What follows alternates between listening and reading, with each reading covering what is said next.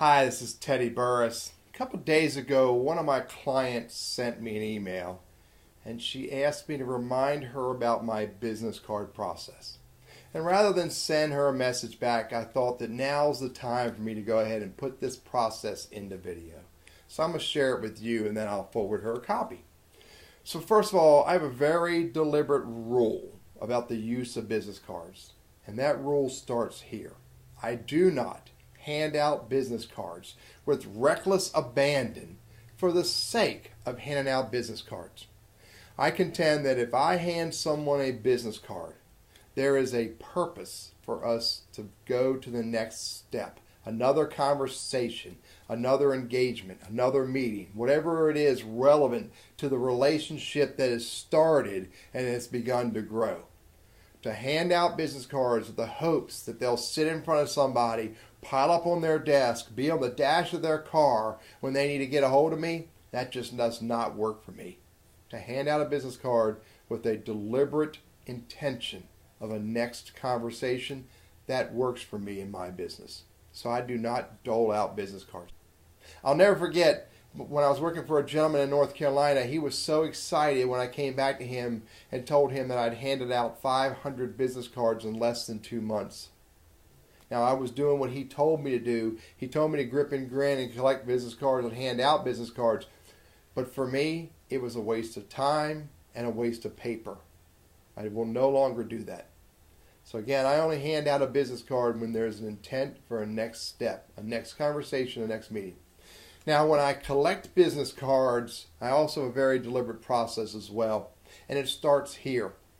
When I collect a business card from somebody, I hold it in my hand when I'm meeting that person so I can read the card. I can get whatever information's off the card, the name of the company, their title, where they're located, what state they're in. It also helps me to remember that person's name as we get older.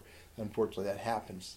And so the more I see that person's name and say it, the more I'm going to remember who that person is.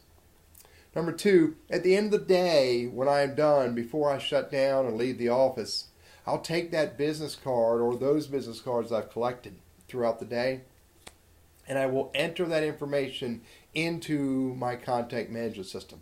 I'm a Google Apps guy. It goes in my Google Contacts. So I never lose that person's contact information. Now, once I enter that information into my Google Contacts, the next step is for me to send that person an email or make a phone call. Whatever communications is the best way for me to set up that next meeting, that next phone call, that next conversation. Because again, in my opinion, a business card is only that information needed to go to the next conversation. The next thing I'm going to do with that person's business card is I'm going to look for them on LinkedIn.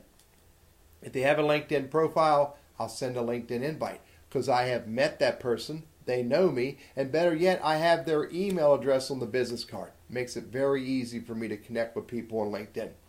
Furthermore, if the business card shows a Twitter account or a Google Plus account, I'll connect there as well. The more places I can connect with my network, the better and the more my relationships with those people grow.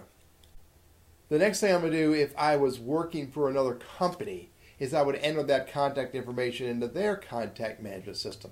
Because assumably if I'm working for another company and collecting business cards, that means I'm out there networking with the intent of growing the network for the business. So I'm always going to enter that information into their contact management system as well. But again, when I make a connection with somebody through in real life activities and I get a business card, that is my connection first and foremost. Secondarily, it's a connection for the business I work for. Last thing I'm going to do after I've gotten a business card, put them in my Google personal contacts, put them in a business contact, send a LinkedIn invite to connect, and send that person an email to continue the conversation wherever relevant and appropriate. The next thing I'm going to do is throw the card away. I no longer need the card. And the reason why I no longer need it is I have that contact information in my Google Contacts, which goes with me wherever I go. It's in my cell phone, it's in my iPad, it's in my MacBook Pro, and it's accessible across the world. I no longer need to carry the cards with me. That's my Burriss Consulting business card process. I hope that's useful to you. Thank you for letting me share.